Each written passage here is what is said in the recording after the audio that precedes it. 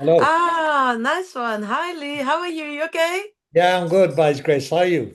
I'm great. Thank you very much. So, Oh, welcome to Tama's podcast. Thank you for oh, coming. that's all right. That's all right.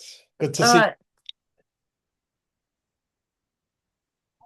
Good to see you. Okay, great. So, Lee, let's just start. So, you are a consultant and a public speaker. you. So, Yeah. can you tell me how you got started? Many moons ago, I uh, uh, became after I left university, I got some work in London, and as a consequence of that, I was really employed by lots of national black organizations and movements Mm, for race equality to be their spokesperson. And I quickly became very adept at being their spokesperson. And through that and my work with families who faced injustices or campaigns around deportation or deaths in custody or school exclusions or racism in the workplace, I became a sort of very, very well-known black public advocate who represented um, families who'd suffered injustice. And as a consequence of all that, really, over the last 40 years, I've done that work. I have um, become a deputy mayor of London, director of the 1990 Trust, mm, an advisor, political advisor to five consecutive Home Secretaries. Um, I've hosted Winnie and Nelson Mandela on their first visit to the United Kingdom ever. Um, I have links with international Africans in the diaspora from America to Australia to Latin America and Europe. So yeah, as a consequence of all of that, really, is a sort of bit of a background of where I came from, Manchester, and what I'm doing. that's amazing. You met Nelson Mandela. What was he like as a person? He was great as a person. Of course, he was very much. I was very much younger. We're talking about in the early 90s, so 40 years ago now. But so he was like a father figure to me. Mm, Uh, I'd been I'd been wearing Free Nelson Mandela t-shirts from the late 80s. In mm, fact, I remember the very first time I had one, and I had it hand dyed made in a sort of community workshop, and I put Free Nelson Mandela on my white t-shirt, and I put it on. Oh my God! And I went round. I was doing my shopping, and accosted by people who said he was a terrorist and I should be ashamed mm. to wear the t-shirt and while he was still in jail, So, but when I met him, he was like a father figure, very quiet, very deliberate, very intentional, very courteous. Um, yeah, he was the embodiment of the person that you probably know and love in terms of how Yeah. you see him as a statesman, but always willing to give you advice and a hand and you know. But to be honest, I was more impressed with Winnie because that's the Oh, okay. because Winnie spoke more my language than Mhm. What language is that? Winnie Mandela was very much a sort of the face of the struggle for those years when Nelson was on Robben Island. So she became, to me at least, the voice of Soweto youth, the voice of black women in suffering at apartheid, and the voice of uh, uh, the sort of whole nation. She was the mother of the nation, wasn't she, Yeah. prior to that, and that's why, yes, she was at a special place in my heart. So at that. And Mm. later on in life, when I became a mayoral deputy mayor, I facilitated the establishment of a statue in Parliament Square, the first statue of a black man in Parliament Square ever, is Nelson Mandela. So Yes. that statue there today Yeah. is my project, and he and his wife came over to unveil that. Wow. Well We done. worked, we worked with Richard Attenborough on the project, and a famous sculptor who was Mandela's favourite. And on the morning, it's the year we won the Olympics. On the morning of the unveiling, we were having breakfast, and of course, his new wife was then Graça Michel. Mm. was the wife of another hero of mine, Samora Michel, former president of Angola. And we had breakfast together prior to the unveiling of the statue. And I remember saying to my friend, because Grass had been made a dame on the in celebration of the occasion, so she was Dame. And there were other establishment figures around the table. I nudged my friend and said, "That's the only dame I know who can disassemble and reassemble an AK-47 in 15 minutes." And we had great fun thinking about her revolutionary roots in the bush and how Yeah. she'd come from fighting for independence from Angola and for Mm. freedom to yeah, being a dame of the British establishment and unveiling statues in Parliament Square. That's fantastic. I mean, I like your profile when I went on LinkedIn, Yeah, especially in regards to a public speaker. And yeah. apparently, you go around the world, you travel quite a Yeah. lot to do this. I mean, is that a full-time job? Yeah, it's part of my full-time job around the country and across the globe. I'm very much a sort of internationalist, Pan-Africanist. I'm very keen to sort of Mm. use the new technology to make links with our brothers and sisters, particularly our Spanish speaking brothers and sisters in Latin America, because they tend to sort of get in Aboriginal people tend to get left out of discussions about the African diaspora. It's normally Mm. Africans in Europe, Africans in America, and Africans on the continent, and the rest, is very spoke about. So I'm very keen to, and I've always been very keen to make those international links. Good. So when you go on the public speaking, what is the theme? It's different themes for different people. So, I can speak about um, global affairs, economic affairs, because I've did 8 years as deputy mayor, strategic development of citywide policy, um, issues to do with equality and integration, issues to do with community safety, particularly because from former life I was director of policing for London. Mm. So I held London's safety brief at the time of the 7/7 terrorist attacks on London. That's when I was Mm. director. Um, so policing, community development, political politics, both domestic and international.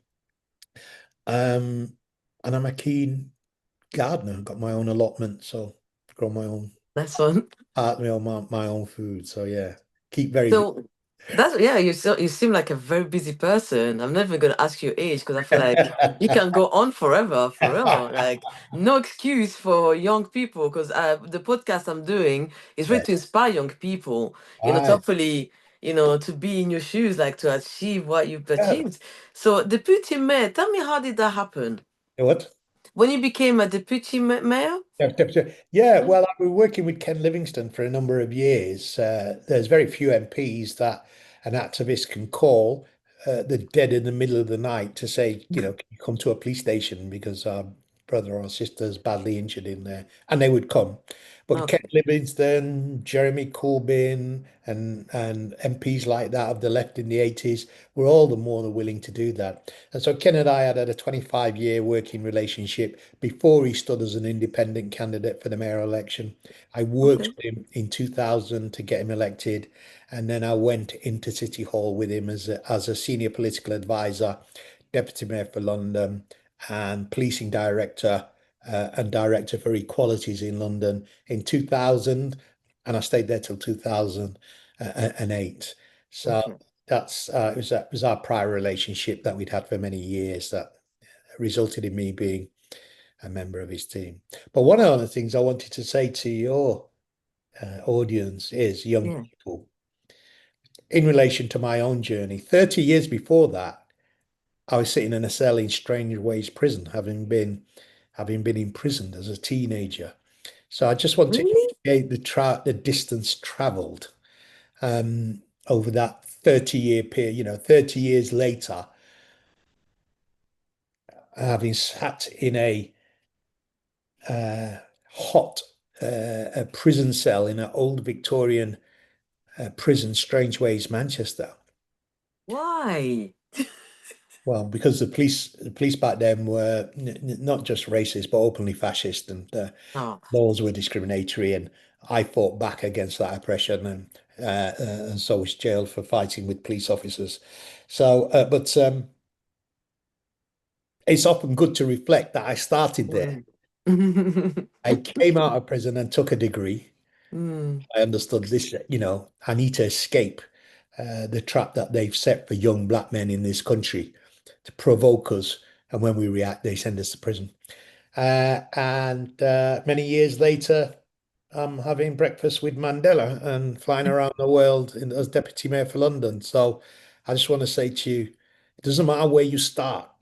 mm. It doesn't matter where you start. If you've got belief and you pursue and you're dedicated and you're committed, you can overcome almost any barrier.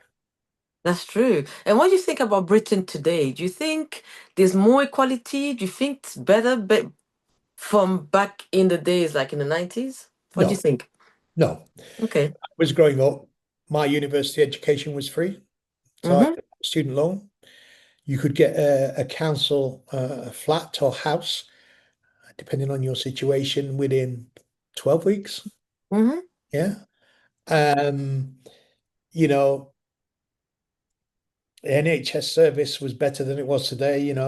People had ability to get dental services. Dental services used to come to our school. Your teeth used to be checked in school.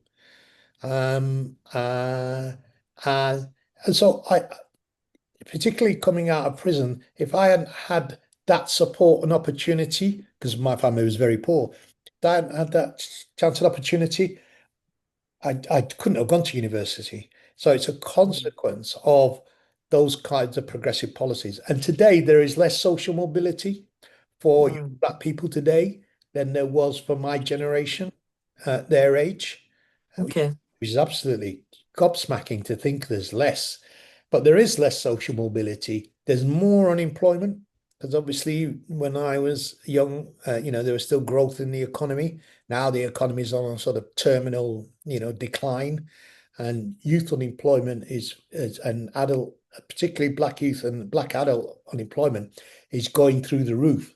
Austerity measures that the British government took to cut the public services sector bill, that disproportionately impacted lots of black women in the middle administrative tier of public services in local authorities in the NHS, in schools, and that middle administrative tier were disproportionately,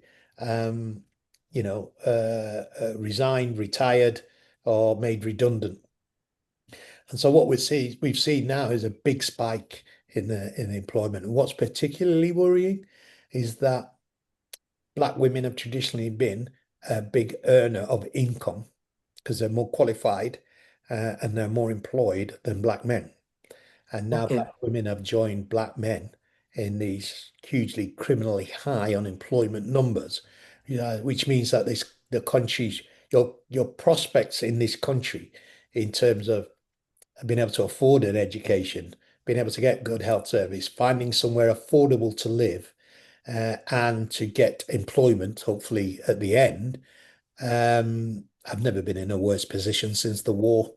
Um, and things are only likely to get worse in the UK. If you look at the international global economy and the collapse of the bond market, then we know that interest rates are rising. And when that happens, it's always the poor that will pay as a consequence of rising inflation domestically.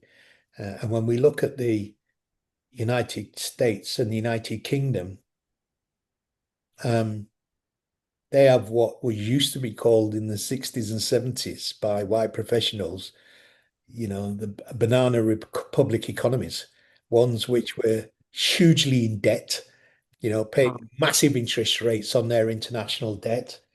And now, of course, places in Africa and Caribbean have the lower levels of debt than do the United States and the United Kingdom. And Sad. interest rates are lower.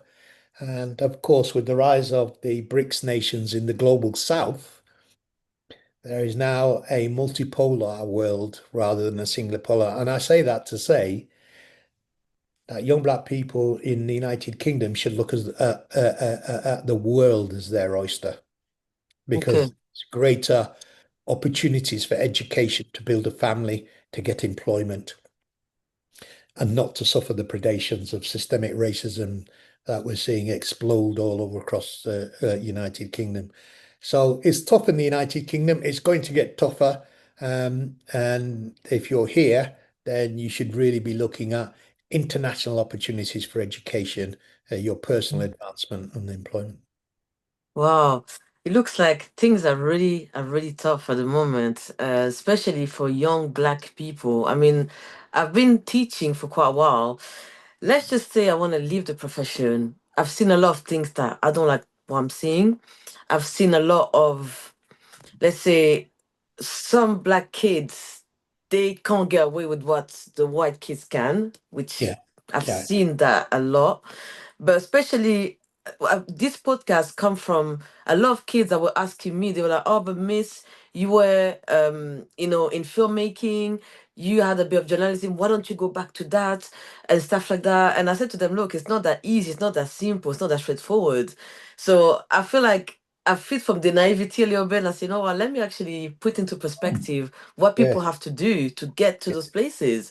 yeah. But in a way, from the concern, it was really pretty much like, but look at me, miss, I will not achieve to anything. And it saddens me to say, like, they're not making it easy for them. Like, No, what can be done to make a change finally? Like, what can be done? What can the government do? Politician can do? I don't think politicians can do anything. I think politicians are part of the problem. We've got a system that's brought the world to the brink of, you know, extinction in terms of climate change because we pursue a policy around oil and Mm. coal as that has killed the I've global lost economy connection. is in a complete Okay, so I've lost connection briefly. Yeah, sorry. the post-war dream of, like the American dream has now become the American nightmare, hasn't it? And Yeah, it shows that all empires, all countries, doesn't matter who they have their time in the sun for sure. And it may last for 1,000 years. In Britain's case, it's lasted quite a substantive amount of time, and so has America. But you know, the moral arc of the universe is long, but it bends towards justice, and all empires eventually fall away. And what we're seeing is the decline of those empires. But what I would say to young people is if I can be 17 sitting in a jail cell, having been put in jail for fighting police officers, come out, get a degree, and 25, 30 years later, be sitting on the world stage with world leaders, then anything is possible. I think the vision that they should hold is do not be confined to your neighborhood, your city, or your area. Break out of that and yeah, make international travel or international connections with people abroad is absolutely vital because they will give you a huge perspective on life. Let me give you an example. When I first went to the States, a friend of mine was a janitor in a school, mm-hmm. and I went to see it's many, many years ago, and I went to see him, and this was in New York, and I was staying with him. He had a duplex flat, lovely, double garage with two cars in, a basement man club, the pool table and the music and the bar, Yeah, yeah. and um, he was a janitor, and How he was there how?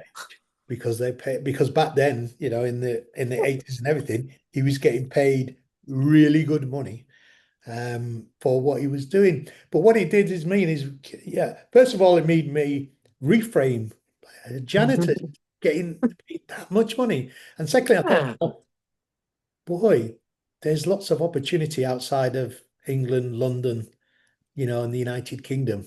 And I yeah. say to people, spread your Mm. wings, young ones, and get out there and fly. Visit as many different, you know, possibilities, Japan, Latin America, Africa, the Caribbean.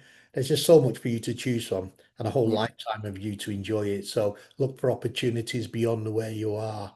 Your life chances don't begin and stop in Hackney or Brixton or Mm. any other any other of the areas where we live. Yeah, that's true. So I've got two more questions for you. So the first one I want Yeah, to ask is that, so what's next for you? Because I feel like you've achieved everything.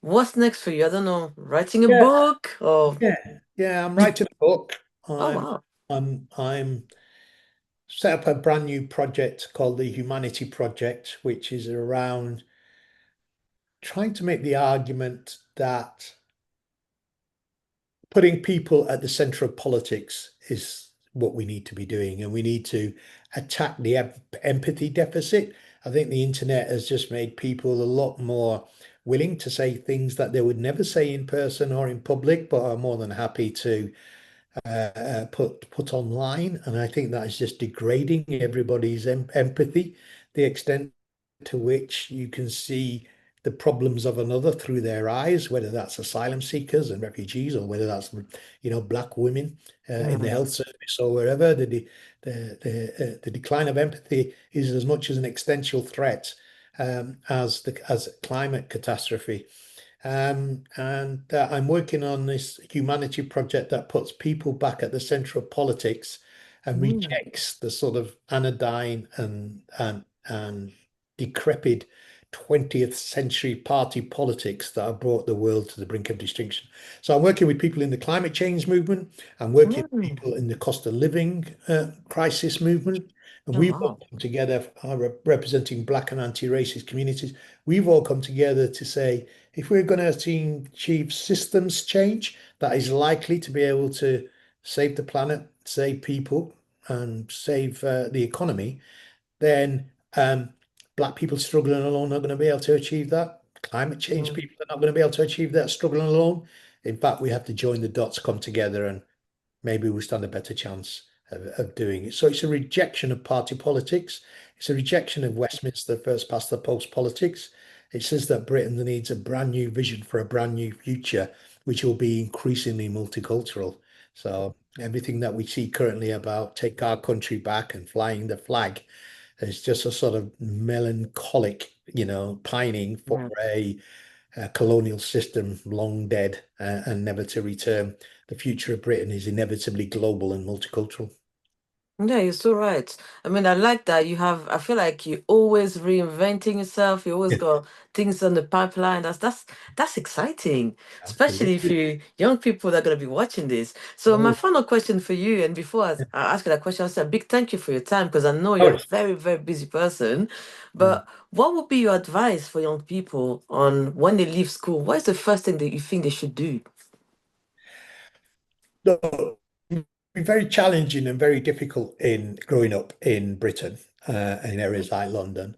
But I think that those children who are able to navigate those challenges more effectively are those that are deeply rooted in a cultural history of their Yeah. people and their journey. If you are confident in who you are and where you come from and how your family are rooted and so on, then minor things don't bother you. It's only when you're lacking in confidence that little things become hugely amplified.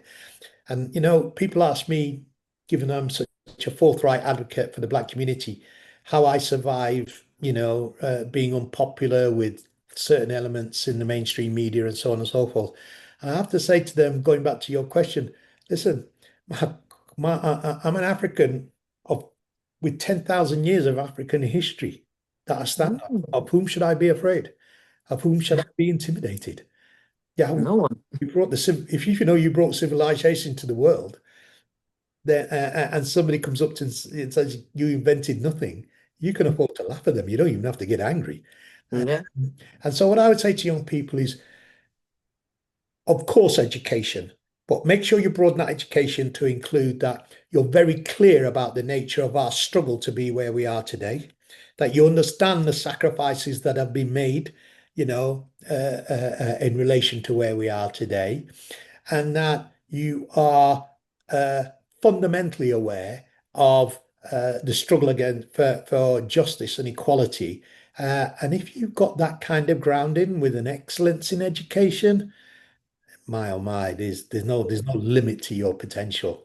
And look, Yeah, I left school without any qualifications. I had two children by the age I was 15.